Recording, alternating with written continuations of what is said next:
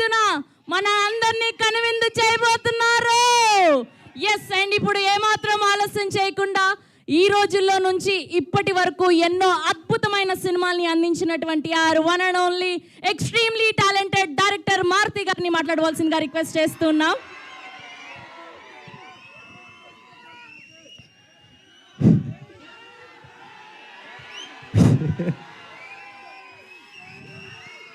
జై rebel star.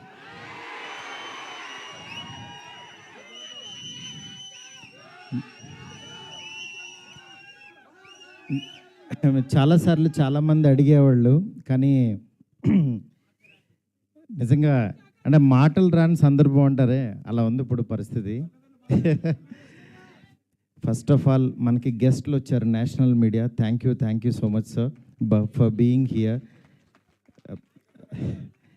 Welcome to Hyderabad sir. Please have nice food and please take our hospitality. Thank you so much sir. Telugu, Tamil and Kannada everyone. Telugu media గురించి చెప్పక్కర్లేదు. నా first beginning journey నుంచి నాతో పాటు నా family members లాగా నన్ను మందలిస్తూ, నా చేత మంచి సినిమాలు తీయిస్తూ, నన్ను నడిపిస్తూ ముందుకు తీసుకెళ్తున్నారు నా తెలుగు మీడియా మిత్రులందరూ.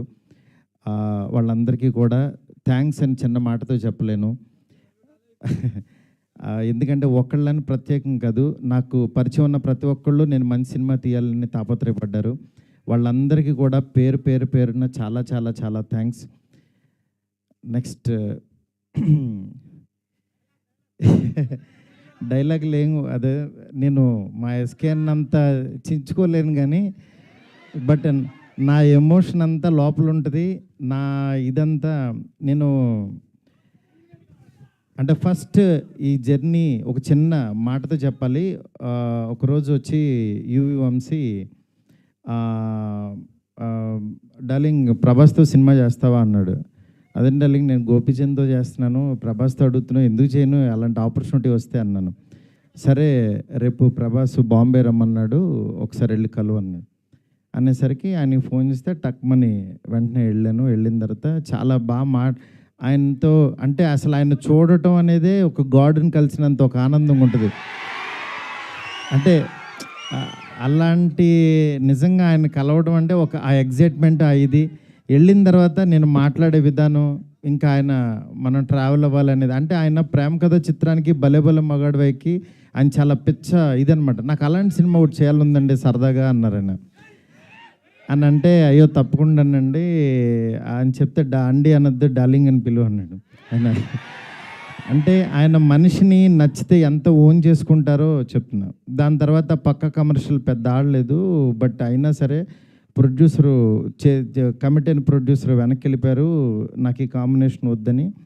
బట్ ఆయన నిలబడ్డాడు, ఆయన ఒక్కడు ప్రపంచానికి. నేనన్నాను నేను కూడా యాక్చువల్గా వద్దులే ఇలాంటి పరిస్థితుల్లో ఎందుకు అని ఒక మెసేజ్ పెట్టేద్దాం ఆయనకి, డార్లింగ్ మనం తర్వాత చేద్దాము పోనని నేను మెసేజ్ పెట్టేద్దామని ఫోన్ తీసి వంశీకి చెప్పా, డార్లింగ్ ఎందుకు ప్రభాస్ గారు ఆయన దీనిలో ఉన్నారు, నాకున్న ఇప్పుడు దీనికి కరెక్ట్ కాదు, ఇలాంటి టైంలో నేను కూడా చేయలేను, నేను ఏదో తేజుతోనే ఇట్లా వెళ్ళిపోతాను అన్నా. అని అంటే సరే నువ్వు ఆలోచించుకో అన్నారు. ఆ రోజు ఈవినింగ్ మళ్ళీ ఆయనే ప్రభాస్ గారు ఫోన్ చేశారు. ఫోన్ చేసి డార్లింగ్ నువ్వు చెప్పింది అది బాగుంది, ఇది చాలా బాగుంది, ఇది అదిరిపోయింది అన్నారు. ఈయన ఇంత నమ్ముతున్నాడు ఏంటి అసలు నన్ను అని ఇంత నమ్మినప్పుడు ఇంత నమ్ముతున్నాడు అనుకుని నేను 2 days ఆలోచించి అరే మనం పని చేయలేము అని వెనక్కి అడిగేస్తే ఇక చచ్చిపోయినట్టే. మనం హైదరాబాద్ వచ్చింది వెనక్కి తిరిగి వెళ్ళడానికి కాదు కదా, అందుకని సరే తేల్చుకుందాం, ఇది ఎందుకు తీయలేమో చూద్దాం అని చెప్పి ఆ రోజు కాల్ తీసుకుని ఆయనకి చెప్పడం మొదలుపెట్టాను. దాని తర్వాత అలా ఈ రాజ్యసభ ఇలా అయింది. ఈలోపు యాక్చువల్గా పాపం ఫ్యాన్స్ మీ అందరికీ చాలా ఎక్స్పెక్టేషన్ ఉంటుంది. దానివల్ల ఈ కాంబినేషన్ కరెక్ట్ కాదేమో, ఎలా ఉంటుందో, అసలు ఈ కామెడీ ఎలా చేస్తాడు, ప్రభాస్కి ఒక ఇమేజ్ ఉంది, ఇలాంటివన్నీ చాలా డౌట్లు ఉండే అందరికీ మీకే కాదు అసలు మా ఇంట్లోనే డౌట్లు ఉంటాయి, ఏం నిజంగా నువ్వు ప్రభాస్తో తీస్తావా అని. కానీ నేను నా పెన్ను నేను నా పెన్ను నా టేబుల్ కూర్చుని నేను ఒంటరిగా కూర్చుని అలా దాని వైపు చూస్తూ ఎందుకు రాయలేం, ఇలాగే కూర్చొని రాసిన వాళ్ళు చాలా అద్భుతాలు చేశారు, ఎందుకు అవ్వదు అని కూర్చొని రాయటం మొదలుపెట్టాను. అదే ఇవాళ రాజ్యసభ అయింది.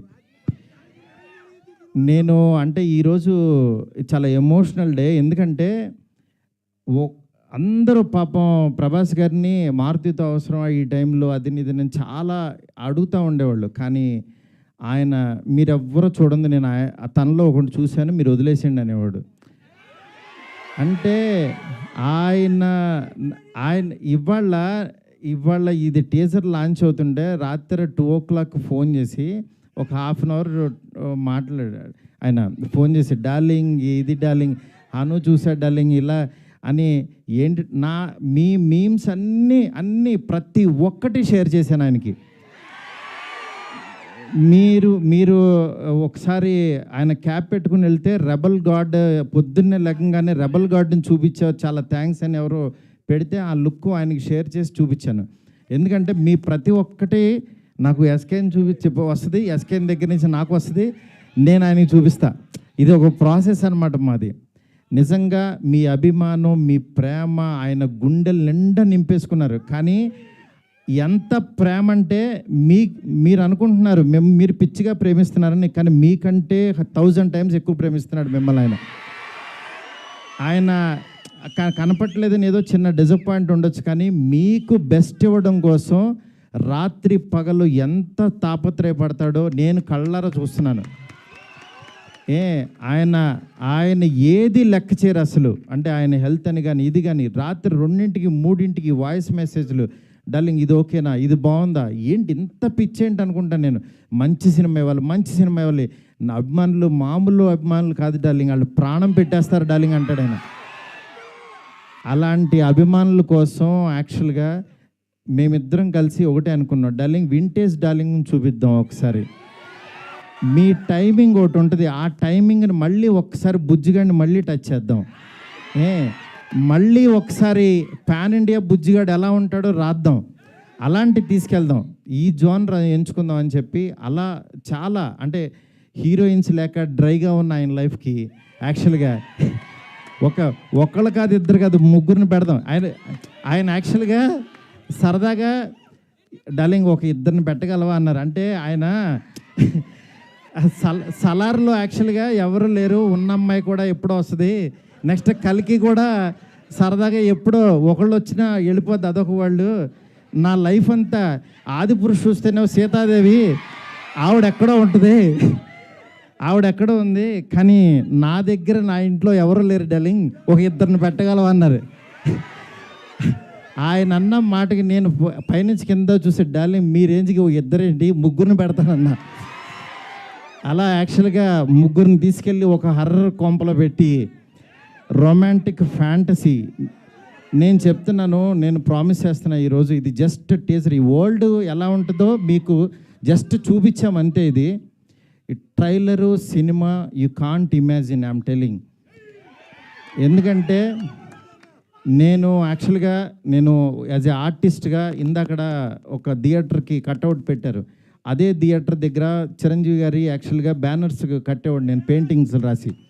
అంటే నేను ఆర్ట్ బ్యాక్గ్రౌండ్ నుంచి వచ్చా, రోడ్డు మీద బొమ్మలు వేసుకున్న దగ్గర నుంచి వచ్చా. నా ఆర్ట్ని 2D యానిమేషన్ చేశా, 3D యానిమేషన్కి వెళ్ళా, అలా చివరికి యాక్చువల్గా ఒక హాలీవుడ్ కంపెనీతో వర్క్ చేసే స్థాయికి వచ్చాను ఈ సినిమాతో.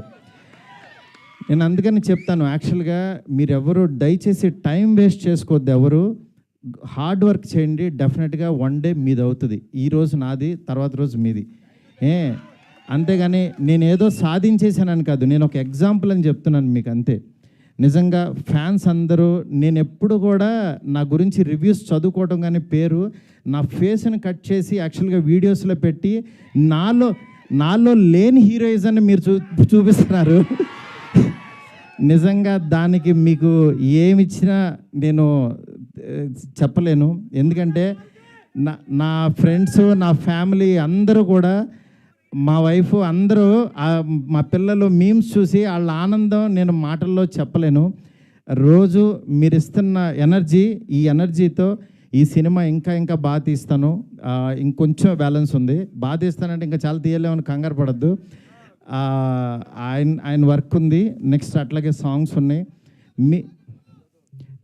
ఒకటైంది కదా, కొంచెం ఆగండి. మీరు అడుగుతుంటే కంగారు వచ్చేస్తుంది. ఎందుకంటే ఎప్పుడు ఏం వదలాలో అవి వదులుతూ మీకు ఇదే రేంజ్ క్వాలిటీ కంటెంట్ ఇవ్వడం కోసమే కష్టపడుతున్నాం, టైం తీసుకుంటున్నాం. యా దయచేసి అర్థం చేసుకోండి sir. I hope national media you like the teaser sir. Thank you so much sir. Please encourage me sir, please support us sir. You are coming such a long way sir. Thank you so much. ఇంకేం చెప్పాలో అర్థం కావట్లేదు. నేను మీకు మాట ఇస్తున్నాను, మంచి cinema ఇస్తున్నాను. మంచి సినిమా అంటే మీరు కోరుకునే ప్రభాస్ గారిని ఎలా చూడాలనుకుంటున్నారో ప్రతి క్షణం ఆయన్ని అడ్మైర్ అయ్యి చూస్తారు. ఎందుకంటే నేను ఇంత తీసేసాను సినిమా, ఇప్పుడు దాంట్లోంచి క్రిస్పీగా మీకు బెస్ట్ ఇవ్వబోతున్నాము. Thank you so much. Thank you so much. Next నా టెక్నీషియన్స్ గురించి అందరికీ బాగా చెప్పాలి ఎట్లాగో, ఎందుకనంటే ఇంకా చాలా సందర్భాలు ఉన్నాయి. ఫస్ట్ ఆఫ్ ఆల్ నేను ఈ సినిమా ఈ స్టేజ్ ఇలా ఫినిషింగ్ ఇలా రావడం కానీ మెయిన్ కారణం ప్రభాస్ గారి తర్వాత ఓన్లీ వన్ పర్సన్, విశ్వ గారు. ఎందుకంటే విశ్వ గారు ఈ కాంబినేషన్ని ఎవ్వరూ ఆయన నమ్మారు. ఆయన ఒకటే అన్నారు, సార్ బెస్ట్ సినిమా ఇద్దాం, మీరు ఏం కావాలంటే అది చేయండి. ఇప్పటికీ మేము అనుకున్న బడ్జెట్ దాటి ఎట్టెళ్తున్నా సరే ఆయన అస్సలు వన్ డే కూడా మమ్మల్ని డిస్కరేజ్ చేయకుండా మీకు బెస్ట్ సినిమా ఇవ్వడం కోసం కష్టపడుతున్నారు. డెఫినెట్గా ఈ సినిమా చాలా పెద్ద రేంజ్కి వెళ్తుంది. అది మాకు తెలుసు, ఏం జరుగుతుందో మేము చూస్తున్నాము. Thank you so much. Okay, మా డిఓపి కార్తిక్కి, అట్లాగే మా రాజీవన్ సార్కి, మా ఫ్రెండ్ ఎస్కేఎన్కి, నా లెఫ్ట్ హ్యాండ్ రైట్ హ్యాండ్ అన్నీ, అట్లాగే మా శ్రేయస్ మీడియా ఫ్రెండ్స్కి, శ్యామ్కి, సుజిత్కి, ఇట్లా ప్రతి ఒక్కరికి, మా మీడియా ఫ్రెండ్స్ వంశీ కాక అందరికీ కూడా చాలా చాలా చాలా థ్యాంక్స్. అట్లాగే ఇక్కడికి వచ్చిన తెలుగు మీడియా మూర్తి గారికి, నెక్స్ట్ నిశాంత్ గారు, అన్వర్, ఇట్లా జీవి గారు, ప్రతి ఒక్కళ్ళు, సురేష్ కొండరెడ్డి, చాలా చాలా థ్యాంక్స్ అండి. Thank you so much. Bye. Thank you so much Maruthi గారు. అండ్ ఫ్యాన్స్ కోసం ఒక పిక్చర్.